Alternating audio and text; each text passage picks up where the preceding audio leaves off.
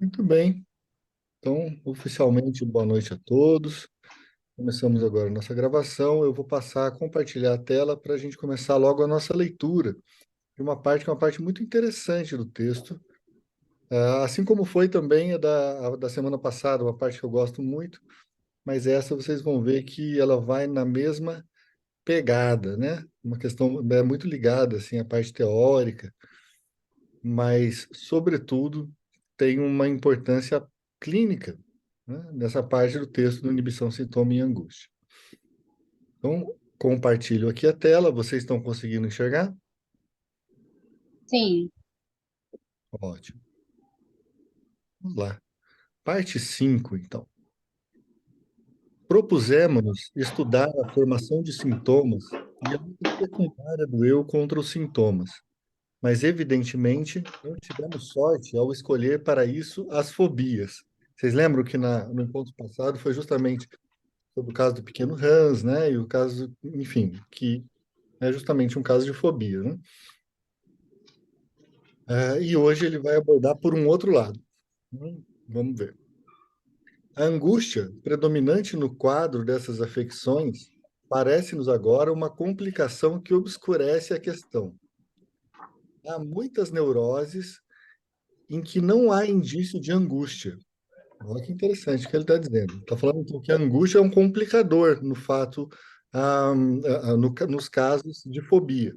Né? Que para a gente ver essa coisa de maneira mais clara, vamos então tentar tirar a angústia da equação. Né? E a gente sabe que as neuroses fóbicas, né, eram conhecidas pelo Freud assim, como neuroses de angústia. Né? Então, vamos lá. A autêntica histeria de conversão é desse tipo. Mesmo em seus sintomas mais graves, não são acompanhados de angústia. Apenas esse fato já aconselharia a não ver uma relação muito firme entre angústia e formação de sintomas. Angústia, para recalque. Pessoal, deu alguma travada para vocês? Que para mim travou um pouco deu. Travou um deu. pouquinho, sim. Bom, mas chegamos nessa parte aqui então da formação de sintomas. Apenas esse fato já nos aconselharia a não ver uma relação muito firme entre angústia e formação de sintomas. De resto, as fobias se acham tão próximas das histerias de conversão que me senti autorizado a classificá-las de histeria de angústia. Mas ainda ninguém pôde indicar as condições que determinam se um caso toma a forma de uma histeria de conversão ou de uma fobia. Né? Ou seja, ninguém averiguou as condições para o desenvolvimento da angústia.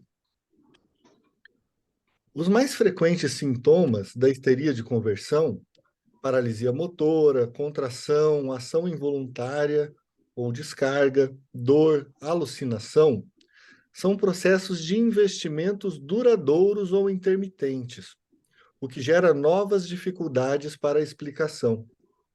Na verdade, não se sabe muito sobre esses sintomas. Mediante a análise, pode-se saber qual processo de excitação perturbado eles substituem. Né? Ou seja, o sintoma está substituindo um processo de excitação que foi perturbado. Né? Foi perturbado pelo quê? Pela ação do eu. Né? Porque o eu ele tem uma série de complicações, né, de organizações que se voltam contra alguns conteúdos pulsionais. Não é isso? Então, essa substituição que acontece no sintoma, não é? Ela vai em contra um processo de excitação. Bom, como a gente já sabe, né? Em geral, se verifica que eles próprios têm participação nele, como se toda a energia deste estivesse se concentrando nessa parte. A dor estava presente na situação em que ocorreu a repressão. A alucinação era, naquele momento, percepção. Ou seja, o que ele está dizendo é aquilo que volta de uma forma alucinada, ou seja, uma percepção que na verdade não está lá, ele fala, bom, em algum momento esteve. Em algum momento esteve. Em algum momento, a alucinação foi percepção. A paralisia motora é a defesa contra uma ação que deveria ter sido executada naquela situação, mas foi inibida. A contração costuma ser o deslocamento de uma inervação muscular, que então se destinava a outra parte do corpo. Convulsão, expressão de um arrebatamento afetivo, se subtraiu ao controle normal do eu. Bom, só deixa eu ver uma coisa aqui. Eu vou desativar o som de todos. Vocês liguem, assim, se forem fazer uma pergunta, senão a gente fica com alguns ruídos, né? Ah, então, a convulsão é a expressão de um arrebatamento afetivo que se subtraiu ao controle normal do eu, né? Varia notavelmente a sensação de desprazer que acompanha o surgimento dos sintomas. Naqueles duradouros deslocados para a motilidade, como paralisias e contrações, ela está, em geral, inteiramente ausente, né? A dor.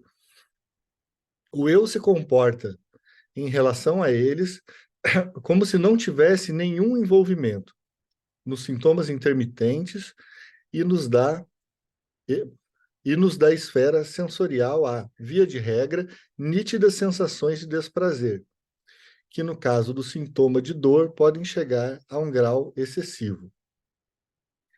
É muito difícil descobrir, em meio a essa variedade, o fator que torna possíveis essas diferenças e, no entanto, permite explicá-las de modo coerente. Na histeria de conversão, também há poucos indícios da luta do eu contra um sintoma já formado. Apenas quando a suscetibilidade à dor de uma parte do corpo se torna sintoma, ela é capacitada a desempenhar um duplo papel. Quando essa parte é tocada externamente, o sintoma de dor aparece tão seguramente como quando a situação patogênica, por ela representada, é ativada internamente de modo associativo. E o eu adota precauções para evitar que o sintoma seja despertado por percepções externas, né? Essas precauções que o eu adota, né, para evitar que o sintoma seja despertado, não é? É uma nova formação de uma defesa, né? Então, não podemos discernir de onde vem a peculiar opacidade da formação de sintomas na histeria de conversão, mas ela nos parece um motivo para abandonar esse terreno infecundo, ou seja, deixa para lá, né? Voltamos-nos para a neurose obsessiva, né? Na esperança de nela aprender mais sobre a formação de sintomas. Ou seja, ele está dizendo, nas neuroses fóbicas, a gente tem alguns problemas para entender a formação do sintoma, né? Porque a angústia que está envolvida nesse tipo de sintoma não deixa a gente entender muito claramente como que esse sintoma vai se formar, porque a gente não sabe aí, a gente não tem assim um terreno limpo, né? A angústia ela enche de neblina essa nossa observação. E a histeria é muito complicada também. Você está lidando com alguns aspectos de conversão somática que o Freud acha que não vão ser tão úteis para que ele faça uma descrição elegante sobre como se forma o sintoma, né? Sobre como que o eu, né, ao reprimir algum conteúdo pulsional, né, recebe de volta algo como o retorno do recalcado, e por que que isso se forma na lógica como isso se forma. E aí ele toma, não é, a neurose obsessiva como um modelo paradigmático, né? E vamos ver então por quê. Os sintomas da neurose obsessiva são, em geral, de dois tipos e de tendências opostas. Dois tipos ou de tendências opostas. Ou são interdições, medidas de precaução, penitência de natureza negativa, portanto, ou, pelo contrário, satisfações substitutivas, frequentemente em camuflagem simbólica. Olha só, né? Então é importante a gente pensar aqui que ele está falando da neurose obsessiva como duas coisas, duas formas de aparição diferentes. né? Numa delas a gente tem interdições, né? Aquele neurótico obsessivo, bom, aquele que não pode, aquele que se precavê, né? Aquele que organiza tudo, aquele que realiza uma série de rituais, né? De penitência, né? Ele quer anular aquilo que ele fez, aquilo que ele pensou, aquilo que ele sentiu. Então, bom, isso por um lado. E por outro lado, ele tem satisfações substitutivas, né? Então, mesmo com todos esses sintomas que são uma tentativa de negativar aquilo que vem do inconsciente, né? Aquele conteúdo pulsional que precisava ser deixado no inconsciente, assim mesmo o eu encontra satisfações substitutivas, frequentemente em camuflagem simbólica, né? Então, continuando, desses grupos, o mais velho é o negativo, defensivo, punitivo.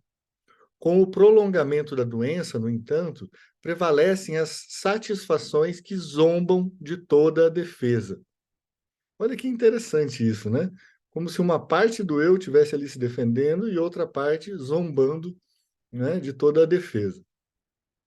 Porque o recalque na neurose obsessiva é um recalque que nunca é feito perfeitamente, entende? Ele nunca é bem feito. Sempre ele deixa passar algo de pulsional, né? Então, por isso que talvez ele seja um modelo tão interessante para a gente pensar a formação de sintomas, né? Vamos lá.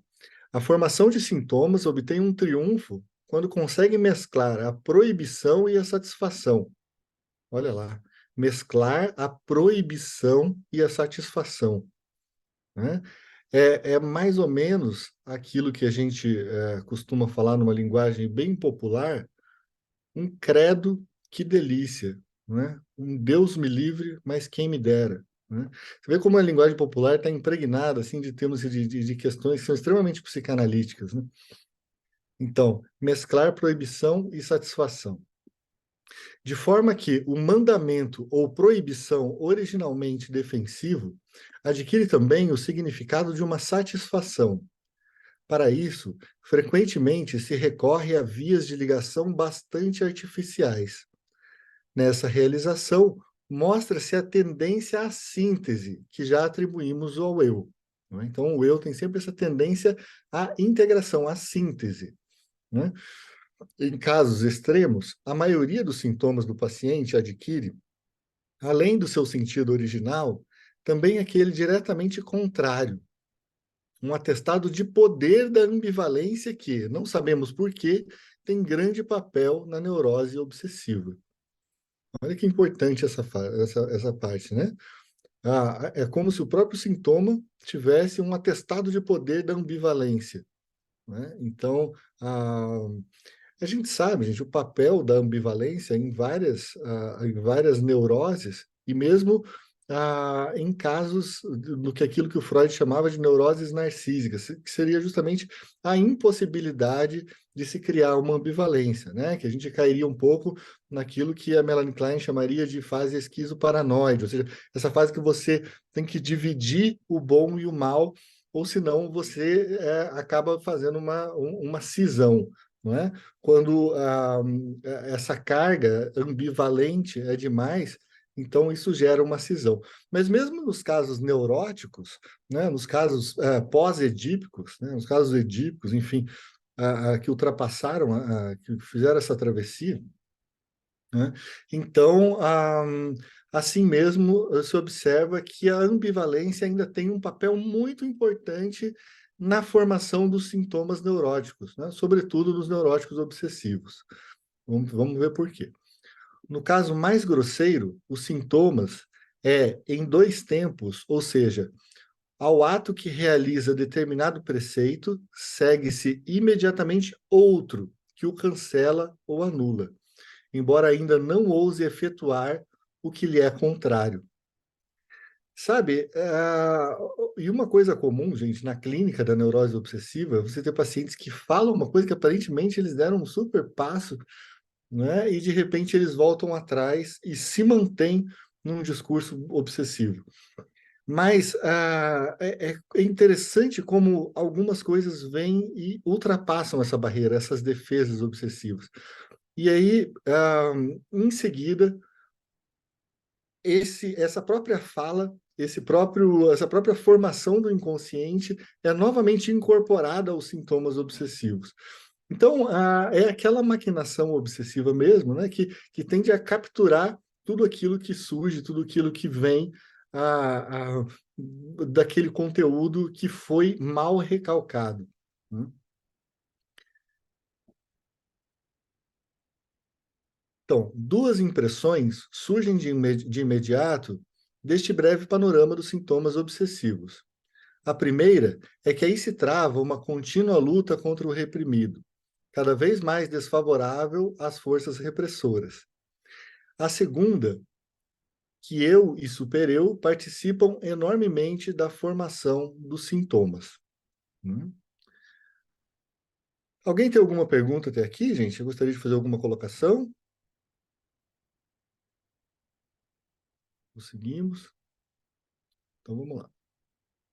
A neurose obsessiva é provavelmente o mais interessante e recompensador objeto da investigação analítica, mas como problema ainda não foi superado.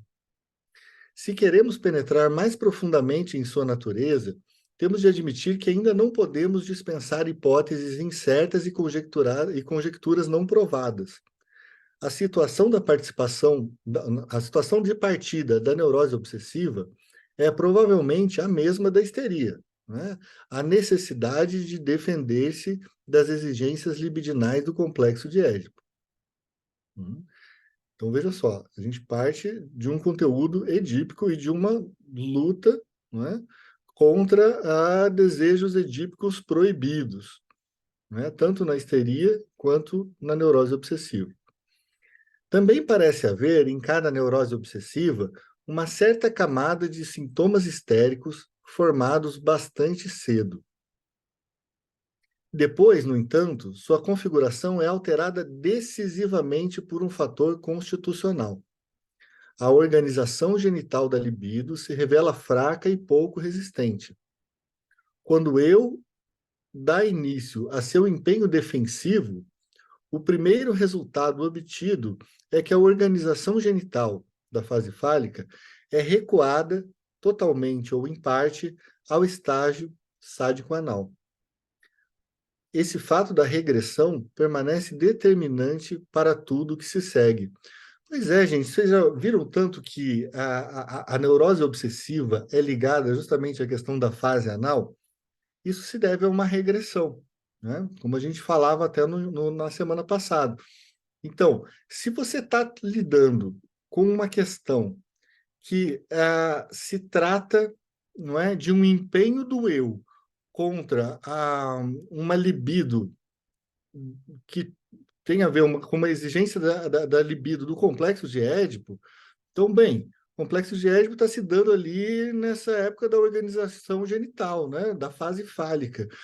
E o que acontece quando você se vê, então, diante de algo que é muito angustiante, né, e que, de repente, as defesas não estão sendo bem sucedidas? Você faz uma regressão. De acordo com a psicossexualidade, a teoria do Freud, então, a fase que é imediatamente anterior à fase fálica é justamente a fase anal. Então, essa fase que ele está chamando aqui estágio sádico anal é justamente o período para o qual o neurótico obsessivo regride, né? Por uma questão muito simples, né? Ele tinha questões da genitalidade, não é? Mas essas questões da genitalidade se depararam com questões que ele não consegue resolver naquele momento, ele regride para um momento em que ele tinha, assim, um pouco mais de organização. Então, essa organização da fase sádico-anal, né, é justamente para onde vai, não é? Para onde vai aquela tentativa de buscar algum conforto contra as angústias, né, vindas, né, da libido da fase fálica. Entende, gente? É meio complicado ou dá para pegar? Bom, vamos lá. Gente, se tiver alguém que está assim, sentindo dificuldades com alguns textos, alguns temas, enfim, a gente está agora na parte 5, mas a gente tem que dizer o seguinte, esse é um texto que não é o texto dos mais simples assim do Freud, certo? Então, a gente tem uma série de materiais, inclusive lá no canal, no YouTube, que justamente servem para quem está começando, tá? Então, facilitaria bastante a vida de alguns, assim, se vissem alguns conceitos, algumas questões, né? Você está falando de pulsão, mas eu não estou perguntando se vocês sabem o que é pulsão, né? A gente está falando de repressão, a gente está falando de recalque, né? A gente está falando de fases da psicossexualidade, de fase anal, fase fálica. Ou seja, tudo isso são questões que, inclusive, a gente reuniu, a gente vai em seguida a essa leitura, né, fazer uma live de lançamento justamente nesse curso de conceitos básicos aí, se vocês tiverem interesse. Né? Se não, lá no canal já tem bastante coisa também, mas enfim, fiquem à vontade, vamos retomar aqui. Eduardo, tá me ouvindo? Estou ouvindo, pois não? É o André. Deixa eu te perguntar, ele fala aqui sobre a histeria, né? Qual Uhum. que é a diferença do sintoma da histeria para neurose obsessiva? Olha, a gente pode pensar o seguinte, se na fobia, né, o sintoma se volta para fora, ou seja, no caso do pequeno Hans, ele começa a ficar então angustiado, não é? Ele tem medo de cavalos e ele começa a ficar com medo de cavalo. Então, por causa de um recalque em alguma das partes da formação da libido desse ser, ou seja, ele falou, bom, ele se sentiu muito angustiado, mas ele não podia odiar o pai. Se ele não podia odiar o pai, ele faz um deslocamento disso para o cavalo, né? Então o cavalo é o que é perigoso, não é o pai, né? E aí então ele resolve dessa forma, colocando a angústia para fora. A angústia não está nele. No caso da conversão histérica, normalmente o que você tem é que essa é uma parte da libido, né, dessa energia pulsional, que não pode passar a consciência, né, ligada a alguma representação, por exemplo, uma representação que tem a ver com algo incestuoso, né? Por exemplo, no caso Dora, que ela tinha algum pensamento incestuoso, então aquilo se volta contra o próprio corpo dela. Então, o corpo histérico é um corpo que está complicado, não é, por uma série de angústias, né? Aliás, por uma série de investimentos ali que substituem o pensamento libidinal, percebe? Então, aquele pensamento incestuoso, por exemplo, ao invés de acontecer daquela forma, ele vai acontecer como uma dor paralisante, por exemplo, a dor que vai paralisar as pernas daquela mulher que andaria até, enfim, a pessoa proibida. Ou ela vem como uma dor paralisante, ou ela vem como algo que justamente se converte em uma dor somática. Essa é a questão da histeria. E na neurose obsessiva, o que você tem é uma instalação de pensamentos obsessivos, de pensamentos que vão ter a ver com muito disso que o Freud está falando aqui, né, com as questões ligadas à fase anal, que seriam questões de controle, né, questões de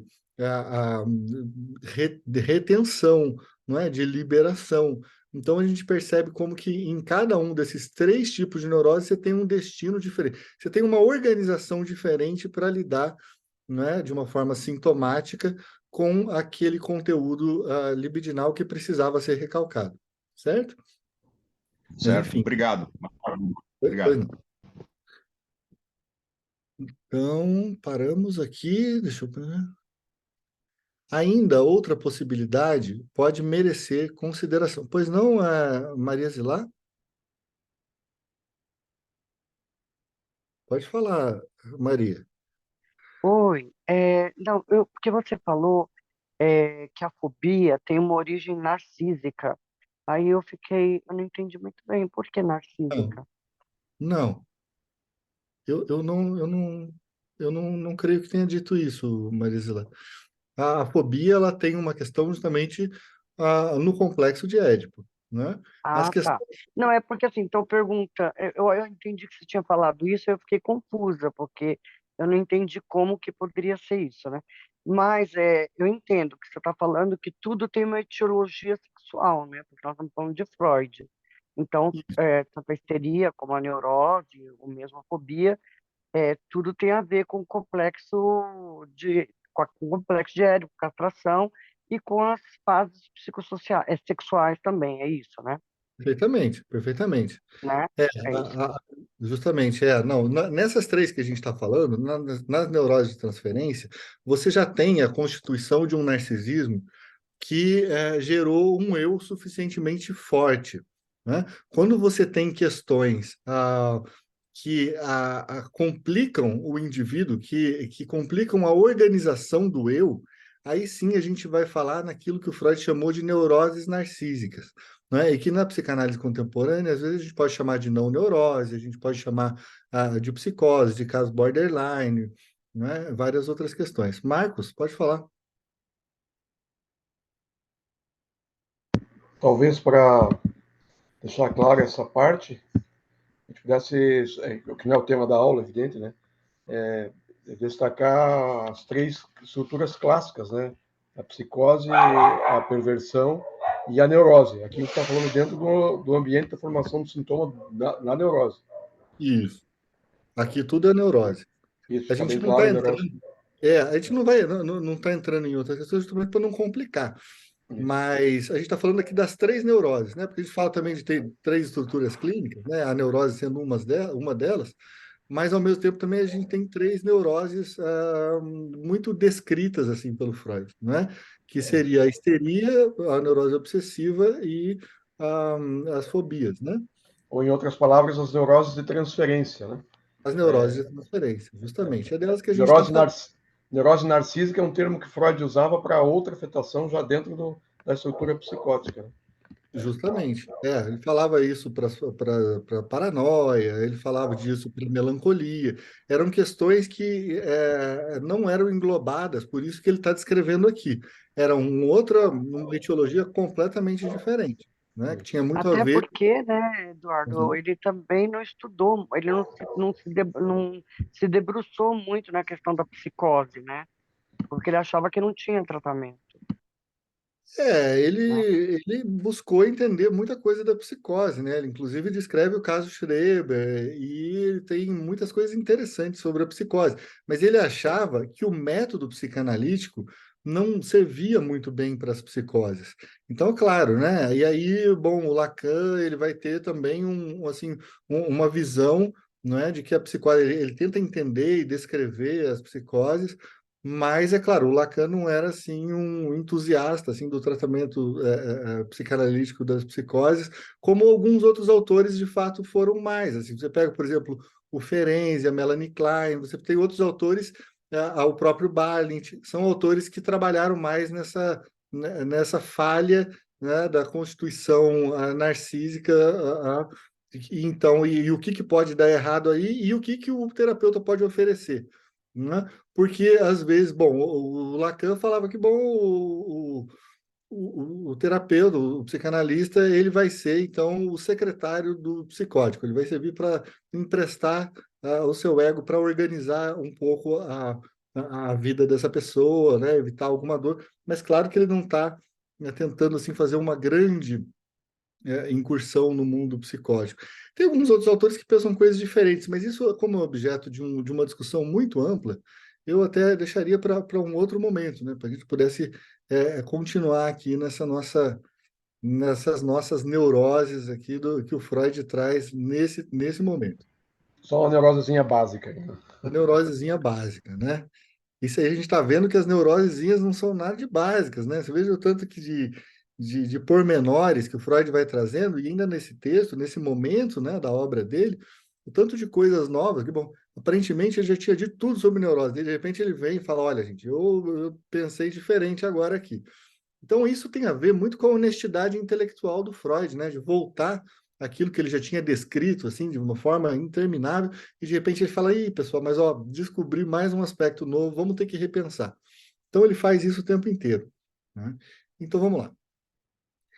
Ainda outra possibilidade pode merecer consideração. Talvez a regressão não seja consequência de um fator constitucional, mas sim temporal.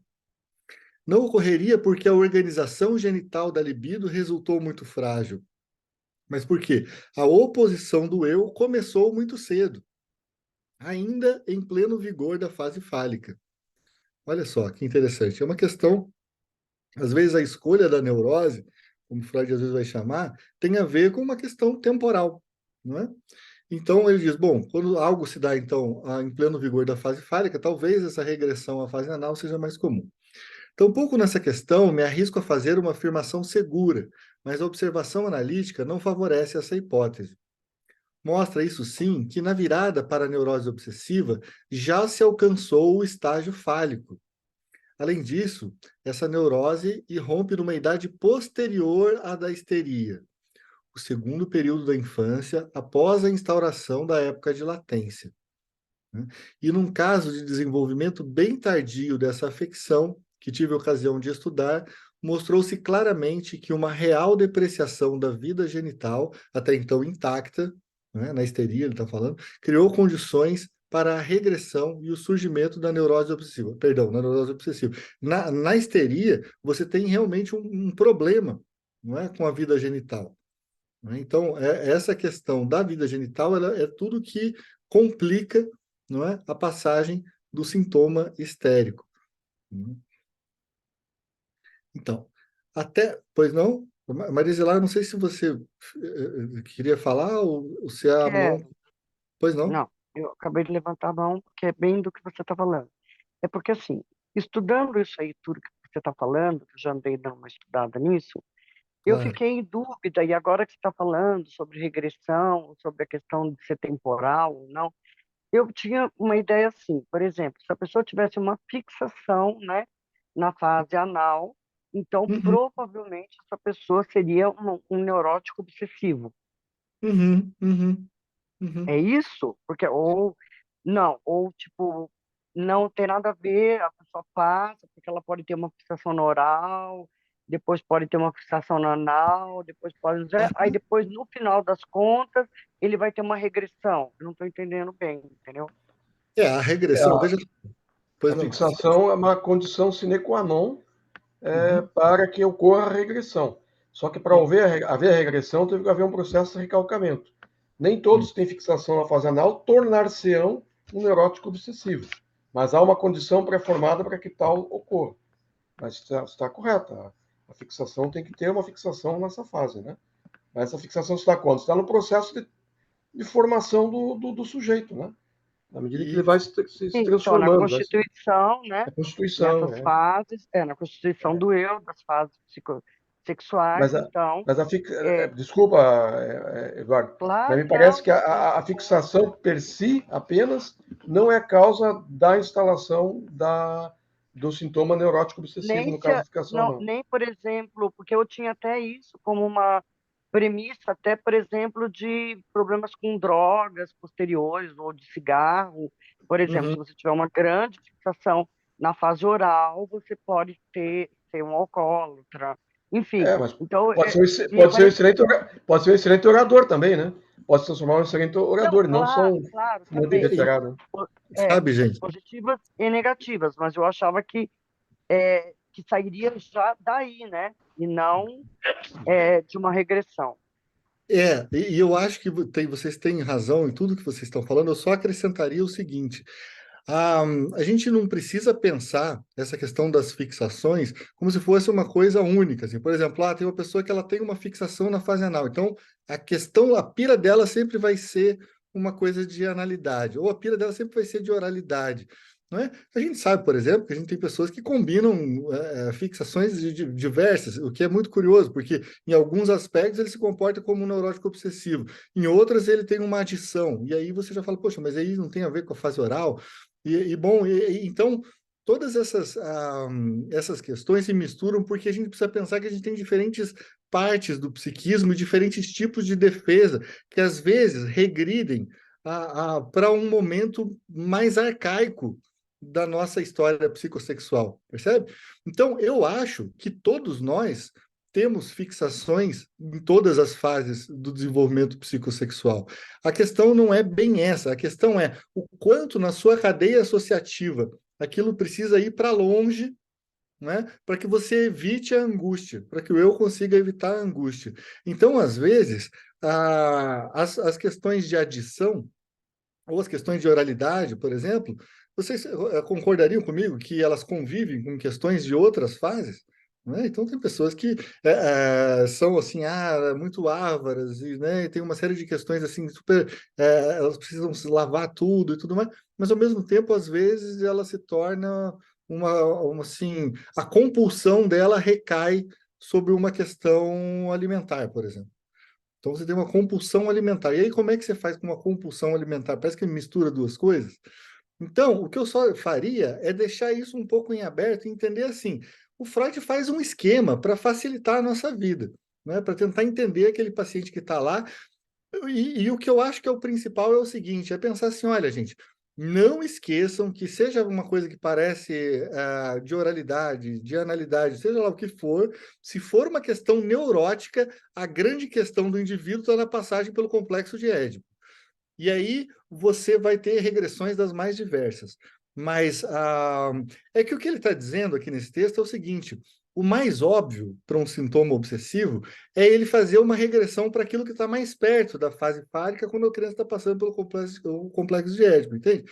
Então, assim, a fase anal está logo ali, ele acabou de passar por ela. É como você imaginar que um irmãozinho que regride porque um bebezinho novo chegou em casa, ele vai regredir, mas ele vai regredir para onde? Ele vai regredir 2 anos. Ele não vai regredir para ser um bebê que fica no berço assim, completamente, né, feito um nenenzinho que acabou de nascer. Né? Ele não vai fazer esse tipo de regressão, mas ele vai fazer uma regressão para 1 ano antes, 2 anos antes. Né? Porque ele está mais perto, né, da história, do desenvolvimento psicossexual dele. Ele vai para o primeiro lugar onde ele consegue tranquilidade. Né? E se ele tem talvez o primeiro lugar que ele conseguiu tranquilidade foi na fase oral, bom, talvez ele vá fazer uma regressão maior, uma regressão mais profunda, vamos dizer assim, mais arcaica. Né? Paramos aonde, gente? Eu acho que está aqui na explicação, é aqui? A explicação metapsicológica para a regressão. Enxergo numa disjunção de instintos, no afastamento dos componentes eróticos que, com o início da fase genital, haviam se agregado aos investimentos destrutivos da fase fálica.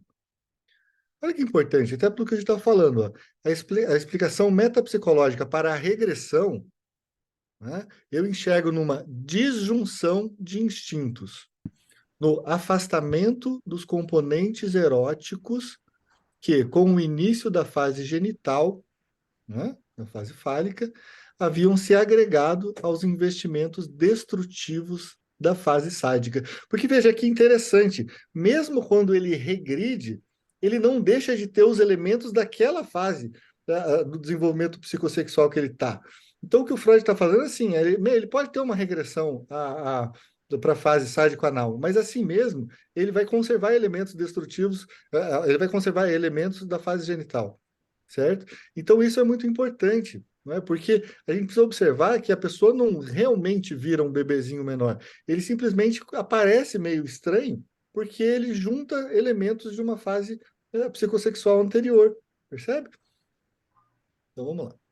Ao forçar a regressão, o eu obtém o seu primeiro sucesso na luta defensiva contra as exigências da libido. Né? Nisso, é pertinente fazermos a distinção entre a tendência mais geral da defesa e a repressão, que constitui apenas um dos mecanismos de que a defesa utiliza. Né? De forma talvez ainda mais clara do que em casos normais e histéricos, na neurose obsessiva percebemos o complexo de castração como motor de defesa e tendências do complexo de Édipo, como o alvo da defesa. Olha só, gente, aí ele mostra a importância do complexo de castração na neurose obsessiva. Mas ele já tinha também mostrado a importância do complexo de castração nas fobias. Ou seja, o complexo de castração ele é importante na neurose. Na neurose, ou seja, a gente fala, mas o que é isso do complexo de castração? Bom, sobretudo a gente pode imaginar que o complexo de castração é eu me encontro frente a alguém mais poderoso do que eu e me gera angústia, o medo de que esse outro vai me retaliar pelos desejos que eu tenho. sabe? Eu acho que isso facilita um pouco, né? Para a gente tirar um pouquinho aquela coisa de vai cortar o pipi, de não vai não sei o quê. Mas imagine que você vai sofrer uma retaliação porque você está lidando com alguém mais poderoso, né? Uma criancinha olha para um adulto como quem olha para um gigante, né? E você quer justamente atacar esse gigante? Será que isso não vai te trazer problema? Você quer justamente roubar a mulher desse gigante? Será que isso talvez não vai te trazer problema? O que é que você quer nesse mundo de pessoas que são bem maiores que você? Né? Então, às vezes, as pessoas têm justamente a questão da formação do complexo de castração é extremamente angustiante. E por isso as pessoas precisam recalcar aquele conteúdo libidinal que aparece, né, ligado assim às mais diversas representações. Né? Então, por isso a gente precisa ter deslocamentos de cadeia associativa para que você possa pensar algumas questões que batem de frente com esse medo daquele que é mais poderoso. Não é? A gente sabe que nos casos de histeria, por exemplo, é muito comum que uma estratégia histérica seja justamente que a pessoa vá se unir e vai querer ser desejada, né, por esse outro mais poderoso, como se esse outro mais poderoso fosse livrá-la também da possibilidade de uma retaliação. Ou seja, de qualquer forma, a gente está lidando aqui com questões de poder e retaliação. A gente está lidando com uma guerra, né? Está lidando com uma guerra. Então, quando a gente está falando de neurose, de uma forma ou de outra, a gente acaba chegando no complexo de Édipo e no referente complexo de castração ligado a isso. Né? E é impressionante como que uma criança de 5 anos de idade, apenas 5 anos de idade, já teve que lidar com forças titânicas desse nível, né? Sem dúvida. E que precisa superar ou transitar nesse mundo, né? É verdade, é um baita desafio. A gente pensa, poxa, mas por que as pessoas. Por que isso é tão importante, afinal? Bom, porque às vezes as pessoas pensam de uma forma assim muito imaginária, né? De, poxa, mas ninguém falou que ia cortar meu pipi, ou ninguém falou que ia fazer não sei o quê. Porque aí leem o Freud de uma forma assim, bobinha, né? Bom, a gente está pensando assim de forças titânicas mesmo, como você está falando. Então, essas forças fazem com que o indivíduo vá ter sérias inibições, né? Quantas vezes na clínica o problema maior não é nem o sintoma, é a inibição que acompanha o sintoma, né? Então, a gente, para desvelar isso e para chegar à conclusão de que, bom, no fundo, o pai, aquela figura que era titânica, mas eu nem sabia que era titânica, e era titânica, mas eu vi assim como eu lembrando, falando hoje na análise, penso que não, era só um cara. Não, mas naquela época não era só um cara, naquela época era um monstro. Naquela época aquele monstro era muito perigoso, mas era um monstro que eu odiava, mas também amava. E aí complicava tudo, porque aí essa ambivalência não sabia o que fazer. Pois é, e aí gera o sintoma neurótico. Né? Mas tudo bem, a gente está lá atendendo um consultório justamente por causa disso. Né? Essas coisas a gente trabalha demais na clínica e eu acho que esse foi o grande a, a grande contribuição do Freud, o grande software, né, que ele permitiu que a gente usasse, né, para tentar entender um pouquinho, não é, de por que caminhos andam essas repressões. Por que você faria tal repressão e não de outras coisas? Por que a castração é uma coisa que se apresenta como tão importante? Né? Sobretudo na neurose obsessiva, talvez, né? Mas a gente vê que nas outras neuroses também passa por aí. Vamos lá. Achamos-nos agora no início do período de latência, caracterizado pela dissolução do complexo de Édipo, pela criação ou consolidação do supereu e pelo estabelecimento de barreiras éticas e estéticas no eu. Esses processos vão além da medida normal na neurose obsessiva.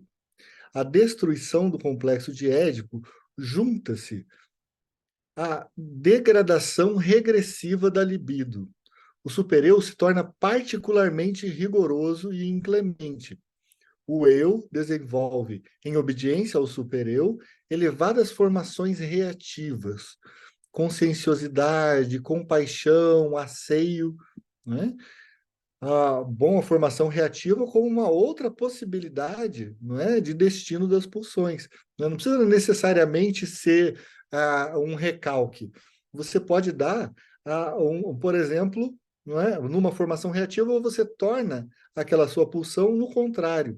Né? Então, se você sente uma agressividade muito grande por figuras de poder, por exemplo, como uma formação reativa, você pode inverter os polos, né? E aí você é aquele super funcionário que obedece todo chefe e que nunca chega atrasado, não é? E que tem tanta compaixão pelo outro, que não se permite jamais ter um pensamento ruim.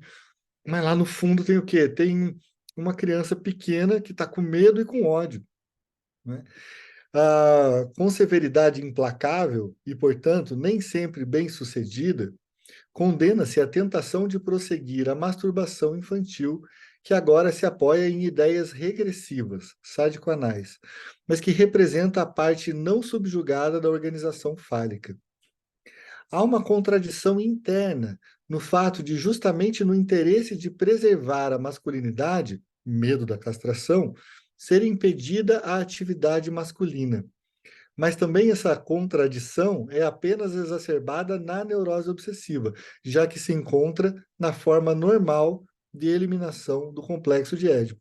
E isso é tão interessante, né, gente? Porque o obsessivo normalmente chega na clínica e ele apagou completamente, assim, a possibilidade que ele tem de, bom, se for um homem heterossexual, de repente, de ir falar com uma mulher na festa, ele não pode fazer isso, porque ele tem medo justamente do que da castração. Ele tem medo de ser humilhado, né? Porque aí essa mulher tão grande, né, que nem a mamãe, que talvez vai me humilhar. Então, é interessante como que justamente para preservar a masculinidade, ele, de certa forma, abdica da masculinidade, né? Ou preservar esse conteúdo fálico, para a gente dizer melhor, ele fala, então eu vou não mostrar nada de fálico nas minhas ações, né?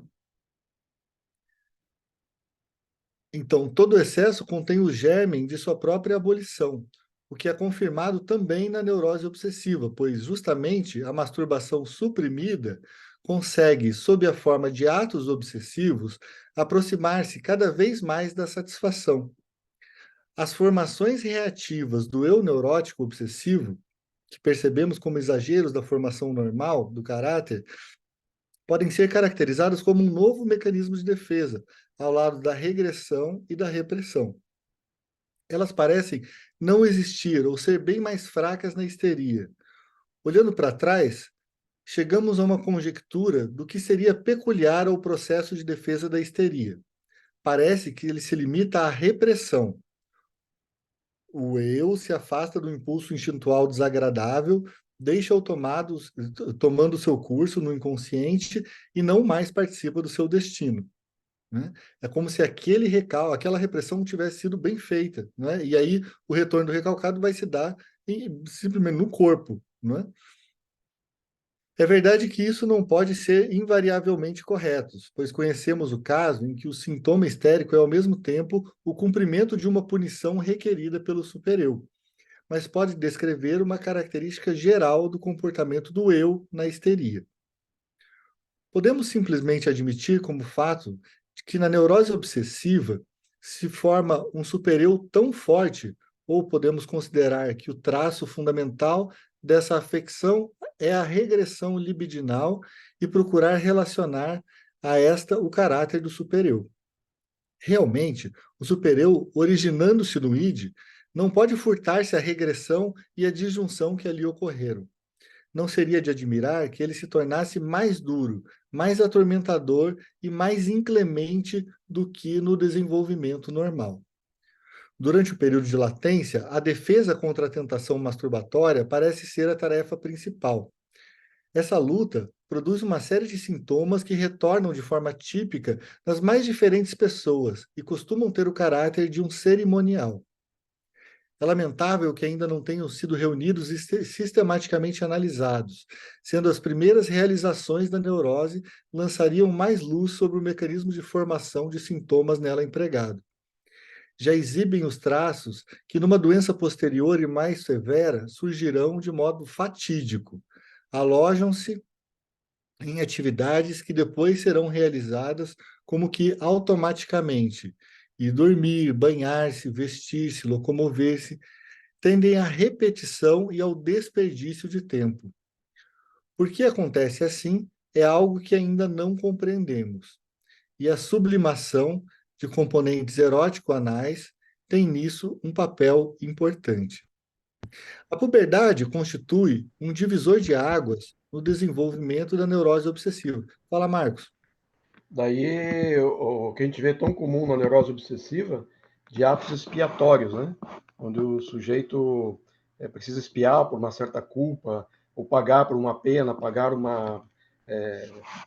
faz alguma coisa e daí acaba tendo que, de alguma forma, dar 3 pulinhos, fazer não sei o quê, expiar Isso, uma culpa de alguma coisa que justamente. está no inconsciente dele mesmo, né?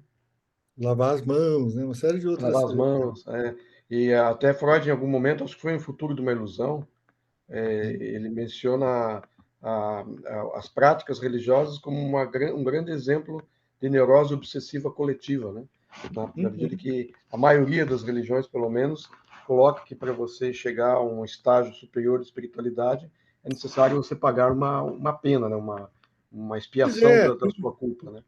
justamente, é uma coisa extremamente obsessiva, né? Os rituais, imagina um ritual de qualquer religião, né? Mas, por exemplo, o terço não é uma coisa que parece assim tão, tão obsessiva, né? Porque você tem ali aquelas contas e tudo. Então, é uma série de expiações que o neurótico obsessivo realiza para se livrar do mal pensado, desejado, né? Muitas vezes não praticado, a maior parte das vezes não praticado.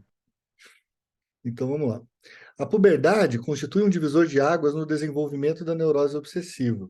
A organização genital, interrompida na infância, reinicia-se com grande vigor. Mas sabemos que o desenvolvimento sexual da infância também estabelece a direção do recomeço que se dá na puberdade. Assim, por um lado, os impulsos agressivos dos primeiros tempos são novamente despertados, e por outro lado, uma porção maior ou menor dos novos impulsos libidinais, todos eles nos casos ruins, toma as vias assinaladas pela regressão, surgindo como interações agressivas e destrutivas. Fala, Maria. Então, eu ainda não consegui perceber direito como que a regressão é uma formação defensiva, Uhum. reativa. Não é uma formação reativa. A Hum, formação reativa é quando você transforma um impulso que, por exemplo, é agressivo numa submissão, por exemplo, ou num amor meio estereotipado. Isso é uma formação reativa. A hum, regressão é aquilo que a gente conversou antes sobre a volta, né, a algum dos pontos de fixação da psicossexualidade, certo? Então é uma questão de, bom, eu estou na fase fálica, volto para a fase anal. Isso seria uma regressão da libido, né? Então, isso tem uma importância porque a maneira como o aspecto que esse sintoma vai tomar depende de qual regressão foi feita, entende? Então, é só por isso, né? A importância, veja, não confunda a formação reativa com a regressão, certo? certo, beleza. Vamos lá. Graças a essa camuflagem, porque veja só, é de uma camuflagem que a gente está falando, a própria regressão também é uma tentativa de camuflagem do sujeito, né? Dessas tendências eróticas e as poderosas formações reativas no eu, a luta contra a sexualidade passa a ser travada sob a bandeira da ética, né? Na neurose obsessiva isso é muito fácil de entender. O eu se rebela surpreso contra demandas cruéis e violentas que lhe são enviadas à consciência desse id. E não suspeita que nisso está combatendo os desejos eróticos, entre os quais alguns que normalmente não teriam seu veto. O severíssimo supereu insiste mais energicamente na supressão da sexualidade, depois que ela adota formas tão repulsivas. Desse modo, na neurose obsessiva, o conflito é exacerbado em duas direções. Aquilo que exerce a defesa se torna mais intolerante e aquilo que deve sofrê-la se torna mais insuportável. Ambas as coisas por influência do mesmo fator, a regressão libidinal, né? Então, às vezes, você veja, às vezes o sofrimento do neurótico é muito maior do que se ele de fato se deparasse com uma questão da sexualidade. Às vezes você fala com ele uma questão da sexualidade, você fala, mas isso eu consigo encarar. Fala, pois é, mas é por causa disso que você forma todo esse sintoma, entende? Então, assim, é como se a caixa fechada, né, fosse um problema muito maior do que se a pessoa pudesse abrir aquela caixa, que ela não sabe o que tem dentro, né, que ela acha que vai ter coisas assim muito pavorosas, né? E no final das contas, não necessariamente. Às vezes o fato de existir uma caixa fechada é muito pior, Ele fala, não, ali vai ter alguma coisa terrível. E talvez era terrível para a criança, mas não é mais terrível para o adulto. Bom, uma objeção, a vara de nossas premissas estaria no fato de que a ideia obsessiva desagradável se torna consciente, né? E se torna consciente. Não há dúvida, porém, de que antes ela experimentou um processo de repressão. Na maioria dos casos, o autêntico teor do impulso instintual agressivo não é conhecido do eu. É necessária boa dose de trabalho analítico para torná-lo consciente. O que penetra na consciência é, via de regra, apenas um sucedâneo distorcido ou de uma imprecisão onírica borrada ou tornado irreconhecível por uma camuflagem absurda.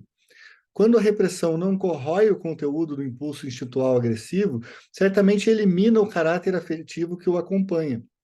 Assim, a agressão não aparece para o eu como um impulso, mas sim, como dizem os pacientes, como um mero pensamento que os deixaria frios. O mais curioso é que não é esse o caso. Ocorre que o afeto, não considerado na percepção da ideia obsessiva, aparece em outro lugar. O supereu se comporta como se não tivesse havido repressão, como se o impulso agressivo lhe fosse conhecido em seu teor exato e com seu pleno caráter afetivo, e trata o eu com base nessa premissa. O eu que, por um lado, sabe-se inocente, deve, por outro lado, perceber que tem um sentimento de culpa e carregar uma responsabilidade que não pode explicar para si mesmo. E nem para o analista, né? Ele não consegue entender qual é o sentimento de culpa dele, de onde vem. O enigma que isso nos coloca, porém, não é tão grande como parece à primeira vista. A conduta do supereu é inteiramente compreensível.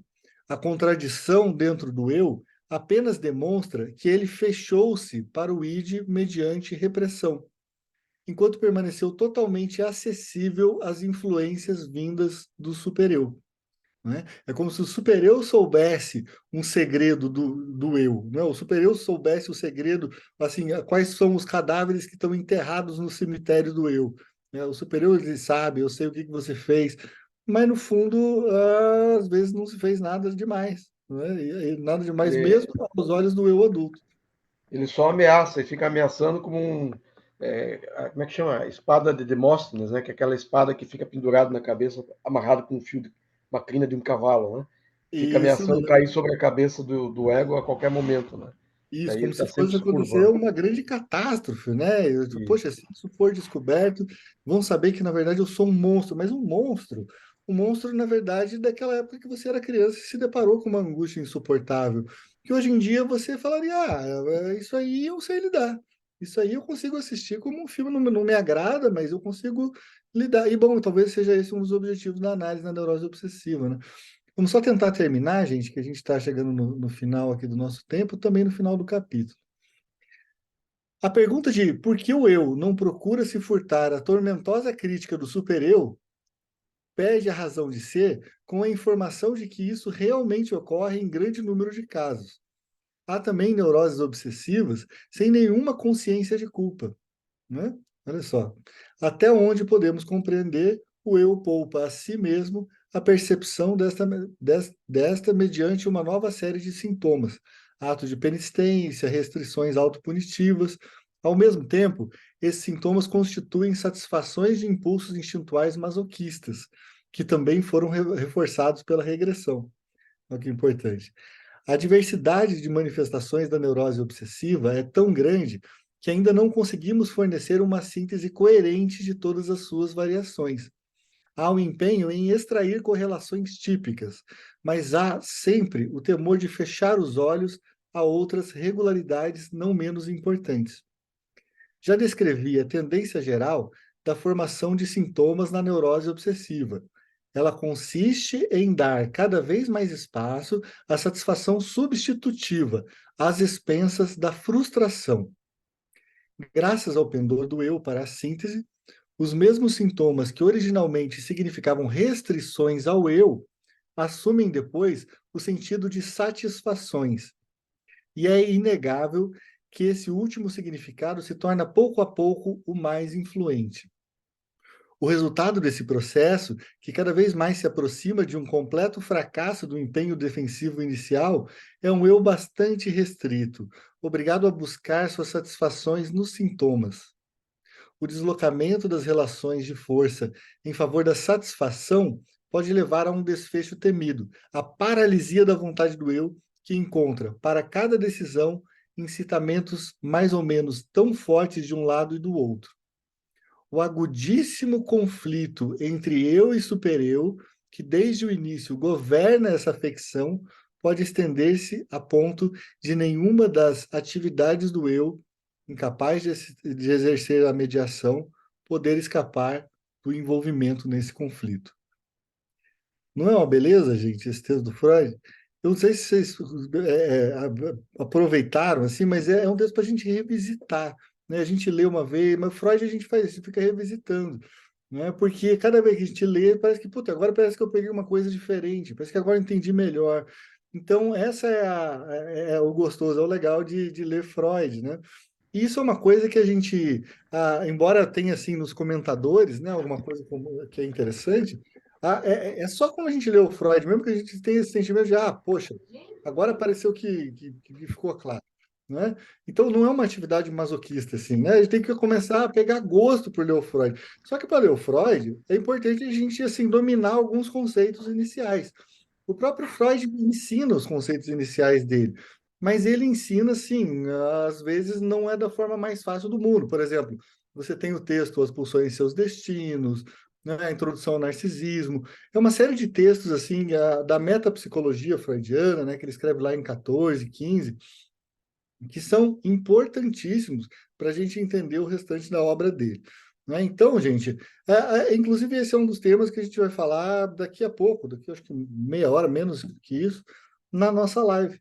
Né? Então, se vocês puderem estar presentes, eu ficaria muito feliz. Né? Estão todos convidados, aí eu vou daqui a pouco enviar aí um link. De qualquer forma, agradeço a participação de todos aí, né, principalmente aí o do Marcos e da Maria Zilá, né, que nos ajudaram aí com as suas colocações, né, e isso é muito importante, né, isso dá vida. Eu sei que às vezes, gente, eu tento dar uma forçada para caber essa parte aí no período de uma hora, né, mas é que eu acho que isso dá um certo ritmo para a gente. Então, novamente, eu devo voltar, né, na semana que vem, aí trazendo já a parte 6. Olha como é que a gente está avançando bem, né? E aí, nisso, a gente tem condições de chegar a outros textos posteriormente, tá certo?